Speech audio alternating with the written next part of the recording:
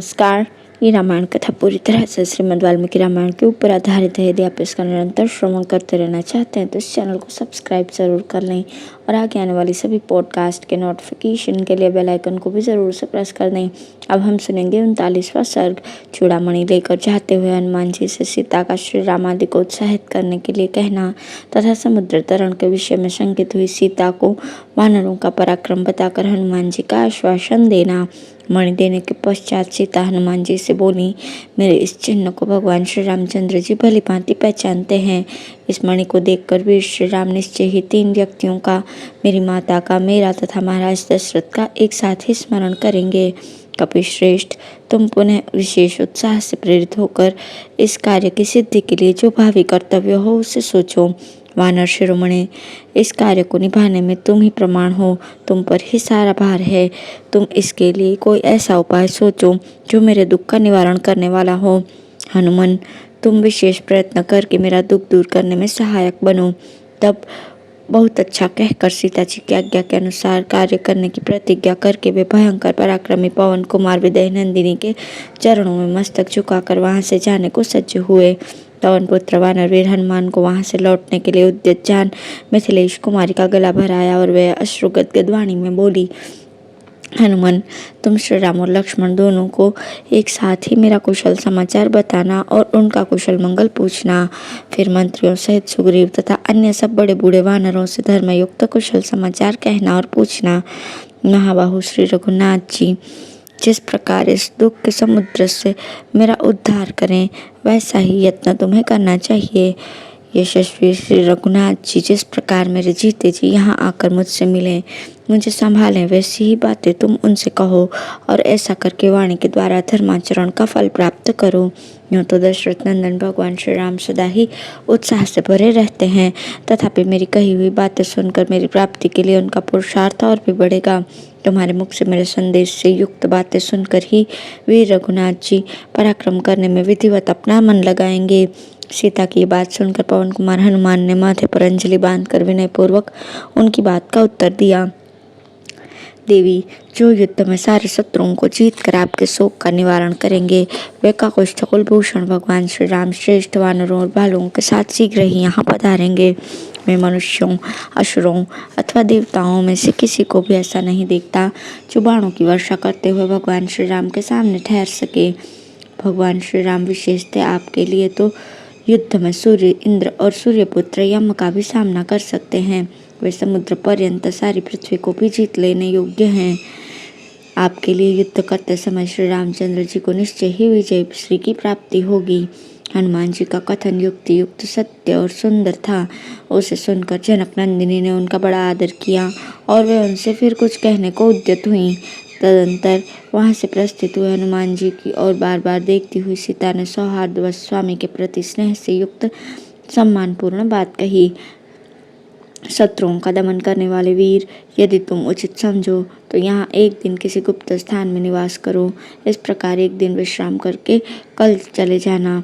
वानरवीर, तुम्हारे निकट रहने से मुझ मंदभागिनी के महान शोक का थोड़ी देर के लिए निवारण हो जाएगा। कपिश्रेष्ठ, विश्राम के पश्चात यहाँ से यात्रा करने के अनंतर यदि फिर तुम लोगों के आने में संदेह या विलंब हुआ तो मेरे प्राणों पर भी संकट आ जाएगा, इसमें संशय नहीं। मैं दुख पर दुख उठा रही हूँ। तुम्हारे चले जाने पर तुम्हें न देख पाने का शोक मुझे पुनः दग्ध करता हुआ संताप देता रहेगा।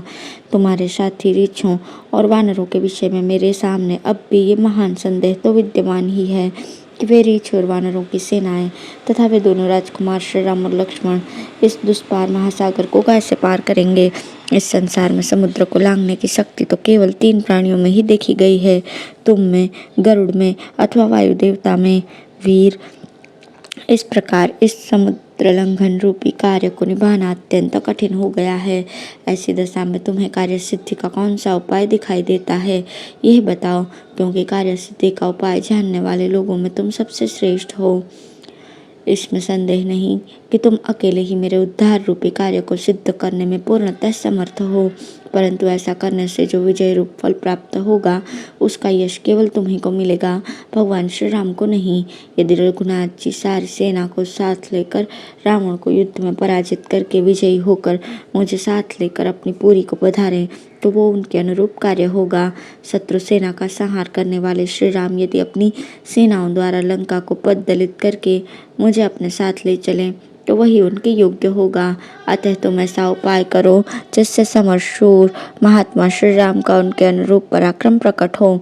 देवी सीता की उपयुक्त बात अर्थयुक्त, स्नेहयुक्त तथा युक्ति युक्त थी। उनकी उस अवशिष्ट बात को सुनकर हनुमान जी ने इस प्रकार उत्तर दिया। देवी, वानर और भालुओं की सेना के स्वामी कपिश्रेष्ठ सुग्रीव सत्यवादी हैं। वे आपके उद्धार के लिए दृढ़ निश्चय कर चुके हैं। उनमें राक्षसों का संहार करने की शक्ति है। वे सहस्त्रों कोटि वानरों की सेना साथ लेकर शीघ्र ही लंका पर चढ़ाई करेंगे। उनके पास पराक्रमी, धैर्यशाली, महाबली और मानसिक संकल्प के समान बहुत दूर तक उछलकर जाने वाले बहुत से वानर हैं, जो उनकी आज्ञा का पालन करने के लिए सदा सज्ज रहते हैं, जिनके ऊपर नीचे तथा इधर उधर कहीं भी गति नहीं रुकती। वे बड़े से बड़े कार्यों के आ पड़ने पर भी कभी हिम्मत नहीं हारते। उनमें महान तेज है। उन्होंने अत्यंत उत्साह से पूर्ण होकर वायुपथ का अनुसरण करते हुए समुद्र और पर्वतों सहित इस पृथ्वी की अनेक बार परिक्रमा की है। सुग्रीव की सेना में मेरे समान तथा मुझसे भी बढ़कर पराक्रमी वानर हैं। उनके पास कोई भी ऐसा वानर नहीं जो बल पराक्रम में मुझसे कम हो। जब मैं ही यहाँ आ गया तब अन्य महाबली वीरों के आने में क्या संदेह है। जो श्रेष्ठ पुरुष होते हैं उन्हें संदेशवाहक दूत बनाकर नहीं भेजा जाता, साधारण कोटि के लोग ही भेजे जाते हैं। अतः देवी, आपको संताप करने की आवश्यकता नहीं है। आपका शोक दूर हो जाना चाहिए। वानर युद्धपति एक ही छलांग में लंका पहुंच जाएंगे। उदय काल के सूर्य और चंद्रमा की भांति शोभा पाने वाले और महान वानर समुदाय के साथ रहने वाले वे दोनों पुरुष श्री राम और लक्ष्मण मेरी पीठ पर बैठकर आपके पास आ पहुंचेंगे। वे दोनों नरश्रेष्ठ वीर श्री राम और लक्ष्मण एक साथ आकर अपने सहायकों से लंकापुरी का विध्वंस कर देंगे। वरारोहे, रघुकुल को आनंदित करने वाले श्री रघुनाथ जी रावण को उसके सैनिकों सहित मारकर आपको साथ ले जाने के लिए अपनी पुरी को लौटेंगे। इसलिए आप धैर्य धारण करें, आपका कल्याण हो। आप समय की प्रतीक्षा करें। प्रज्वलित अग्नि के समान तेजस्वी श्री रघुनाथ जी आपको शीघ्र ही दर्शन देंगे। पुत्र, मंत्री और बंधु बांधवों सहित राक्षस राज रावण के मारे जाने पर आप श्री रामचंद्र जी से उसी प्रकार मिलेंगी जैसे रोहिणी चंद्रमा से मिलती है। देवी, आप शीघ्र ही अपने शोक का अंत होता हुआ देखेंगी। आपको यह भी दृष्टिगोचर होगा कि श्री रामचंद्र जी ने रावण को बलपूर्वक मार दिया है।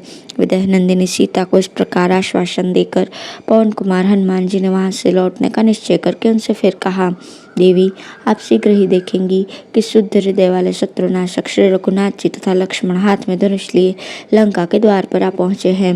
नख और दाढ़ी जिनके अस्त्र शस्त्र हैं तथा जो सिंह और व्याघ्र के समान पराक्रमी एवं गजराजों के समान विशालकाय हैं, ऐसे वानरों को भी आप शीघ्र ही एकत्र हुआ देखेंगी।